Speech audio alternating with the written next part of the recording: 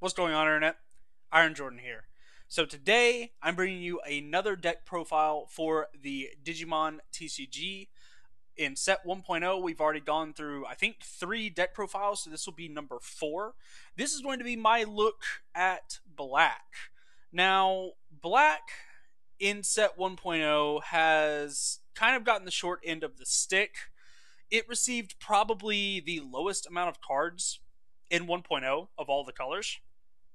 It is also probably the weakest color, and it is certainly the most one-dimensional color, as there is only really one archetype that you can play in Black right now, and I believe that it is this here. This is Black Reboot. So if you are interested in this color, I think this color is really fun. I think this color is really interesting. It's very defensive. It puts up its wall and it tries to use valuable swings and build, have big butts is what we call it in Magic.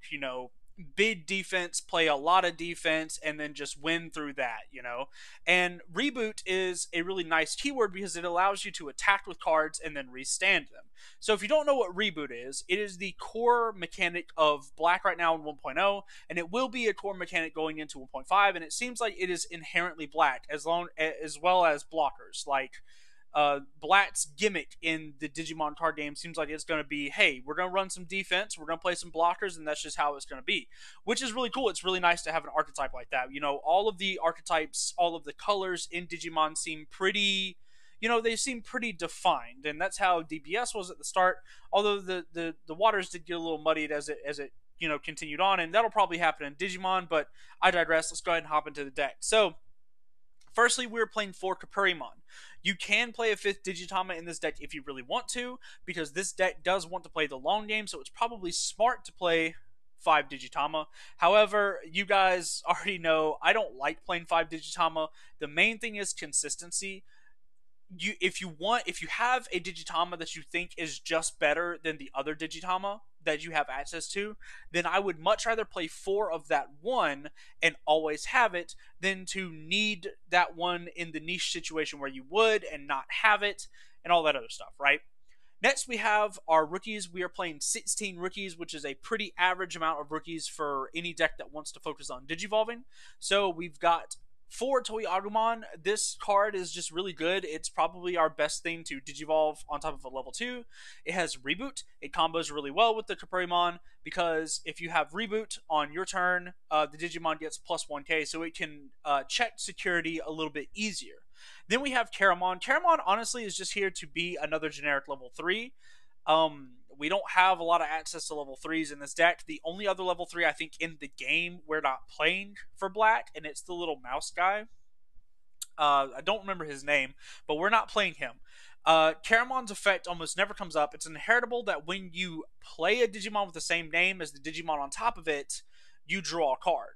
So the thing about this is that it has to actually be a play effect. Now this can be really good whenever we get the Diaboromon stuff, but we don't have all of the stuff to make the Diaboromon deck, so that's why it's not quite as good now. But this card will probably be a staple in that deck when it comes out in 1.5.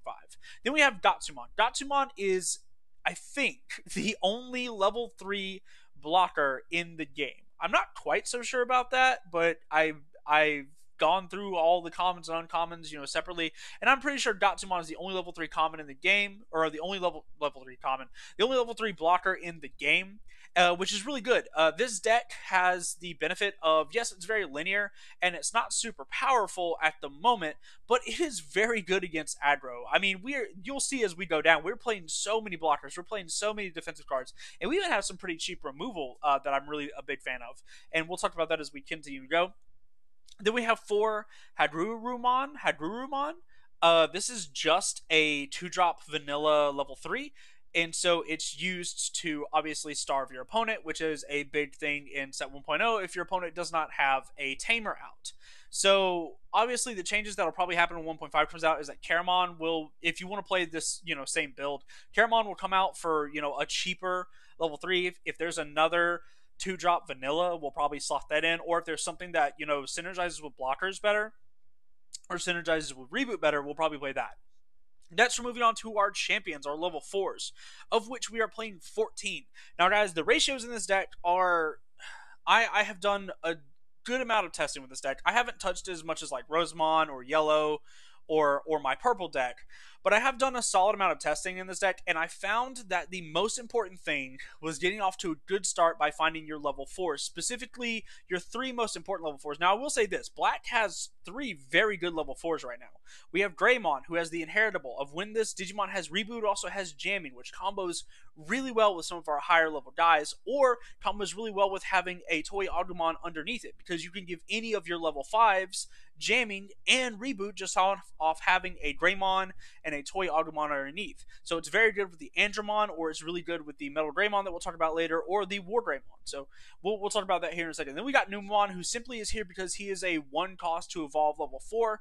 He is just here so that we can go from 3 to 6 in 1 turn if we have a Tamer out. So if we have Tai out, who is our Tamer, if we have Tai out, then we can go, we have a level 3, we evolve for 1 onto Numemon, we evolve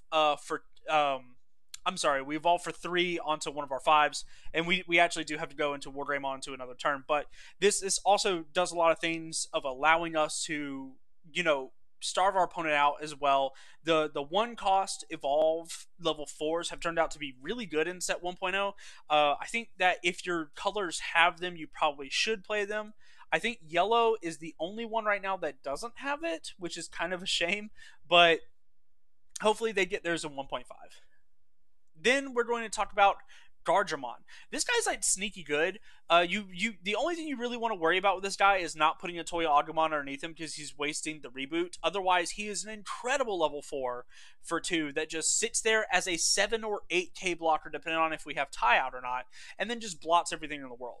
Kusariman exists to be another level 4. If we had another cheaper level 4, we'd play it, or if we had another level 4 that did anything, we would play it over Kusariman.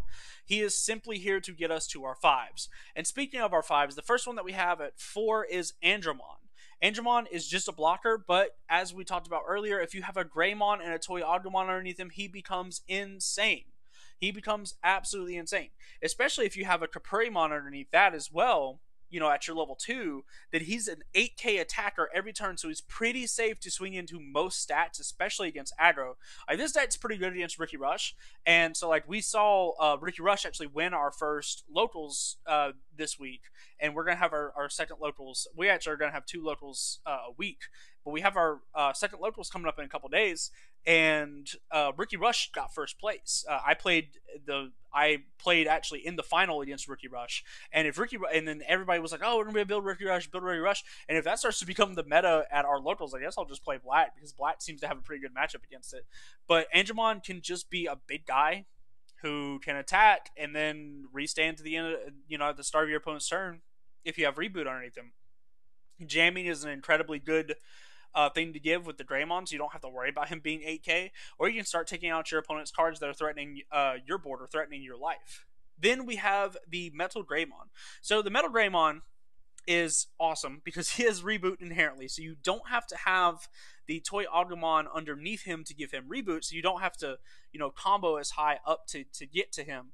But he also gives Security Attack +1 if the Digimon on top of him has Reboot, which the War Greymon does intrinsically. So in an ideal world, what we're trying to get here is War Greymon with the Greymon underneath it and the Kusariman underneath it as well. The Toy Agumon is really good with Andromon and the War Greymon, and this deck, see, people say that Black is bad, but what they really mean is that Black is not worth the effort, in my opinion, because this deck is actually pretty good. They gave it some solid tools. This War Greymon card by itself is pretty insane. Reboot 11k blocker by itself, if you can just get up to it, it's pretty good. The one thing that I would maybe do with the Digimon ratios is I would maybe throw in 2 more level 5s. I actually am considering going down a Tamer and going down a Looking Back at Good Times to add 2 level 5s. It's just going to be the Megadramon, the vanilla level 5, which I will show you guys here. Level 5. Black, and we're in the English, so it would be this guy here, this Megadramon. But these are literally all of the level 5s, and unfortunately Black doesn't have a level 2 level 5 right now, or I'm sorry, a 2 cost level 5 to evolve, which is really holding it back. But once it gets that, Black will be much better for sure, especially this build. This build will be fine. It'll be solid. But yeah, this Guardramon's insane. This Guardramon is absolutely insane. He can just win games. If you get two of them out, you do have to be careful against Omnimon if you get multiple of them out. But for the most part, this deck does pretty good against aggro. So it's going to be very good at the beginning of a format like we are now, where people are leaning on like Ricky Rush and other aggressive strategies, like the yellow deck that I posted, which is actually getting a lot of attention. You guys are insane for this. Like, I really appreciate the views and the growth that the channel has experienced because of Digimon and you guys having interest in it. But moving on to the Tamer, we've got 4 of Tie. This is simply just because if you are playing the Digimon TCG right now, you kind of need to have Tamers. The game has, shown that you play around that 3 memory mark on every single turn, and having a Tamer, especially if you see a Tamer early, can really put you ahead of your opponent as you go into later turns. And then we have 4, Looking Back at the Good Times. Looking Back at the Good Times is a really nice removal spell for 4. It de-digivolves 1 on your opponent's Digimon, and if that Digimon's play cost is 4 or less, it kills it. So this can also, we already got the ruling on this, this can be used to target a level 3 just straight up as a 4-mana removal spell, or if you have like anything that can't digivolve, you don't have to digivolve to target. You resolve as much as possible in this game for most cases. And so this card is actually pretty good. I wish that it activated its Activate Bane whenever it got checked on security, but it does add itself to your hand, which is alright. The one thing I'll say about when I was playing this deck is that its hand size does seem pretty low for a Digimon TCG card deck. Oh, that was horrible. That was the worst sentence I've ever uttered in my life. But this deck does struggle with hand size. It does struggle with hand size a little bit. And so you do have to be smart about how you're going to play your cards. The Gatsumon, in most cases, I found was actually better as a hard cast than it was as an evolved target. But if it's the only rookie in your hand on turn 1, you're kind of forced into playing it. So you do have to play this deck, pretty intelligently. It is a little difficult to use.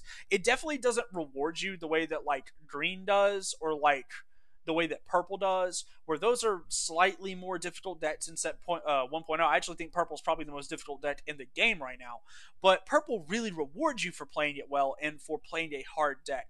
Black does not really reward you the way that purple does for playing correctly. It's just like, yeah, man, you've got some big butts on the board, like, let's go. That's it. But yeah, a couple things that I would maybe change this deck, like I said, it was maybe go down on the Tamers and maybe go down on the option cards and add 2 5s. Because in testing, the 5s were a really big power point. Like, the 4s were good. Like, Guardramon is good. Guardramon has proven to be like the best level 4 in black in set 1.0. This card is insane, just because it's big and has blocker, and that's it. But once you get to your 5s, you really start to hit your power spike with Andromon, having Reboot, and Metal Greymon going into War Greymon, obviously, right? But it just, I don't know, it feels like if you're not hitting that 6, then you're not doing anything in this deck. The other level 6s that they got Metal Etamon, which doesn't have a lot of his support cards. We got, what is it, Mega Andromon, the vanilla level 6, which is like nice if you're trying to do Millennium on Turbo, but Millennium on Turbo, it doesn't feel good. Like, I did test Millennium on Turbo in black, but I don't think they have all the cards that they would have once 1.5 comes out. So maybe black will be a little bit better once we get those support cards. But for now, as you can see, we're only playing 4 level 6s, and it's because, sitting on the 5s is really like a good thing for this deck. And test it out for yourselves, guys. Like, I know I just throw up these deck lists and then talk about them and say that I play test them, which I do. Like, I play in person a good amount, probably more than you should during a global pandemic. But obviously, with all decks, do your own testing, give your own builds. This is just a pretty standard core for you to work off of. This is what has worked the best for me so far, but obviously I've only played a dozen or so games with this deck. It's not like I have hundreds of hours of testing. So if you're a really big fan of black, let me know. We're going to work on this deck together, and we're going to update it, and then we're going to see where it goes in set 1.5. I just really want this deck to be good because I like Reboot. It's a cool little keyword. But if you guys enjoyed the video, let me know. Leave me a like, subscribe if you want to see more Digimon content. It's probably what we're going to be focusing on from now on, just straight up. Sorry, Dragon Ball players, but Digimon is doing really well, and I'm really excited about the game. Like, it's probably going to be my main competitive TCG for the time being. It just shows a lot of promise, and it's really fun, and the community has been really good. So if we could just get the product stuff under under control, Bandai. Just get more product to people, please. Shouldn't be paying $130 per box, but I digress. I will stop. I will stop complaining. I'll stop rambling, and I hope you guys enjoyed the video, and I'll see you in the next one.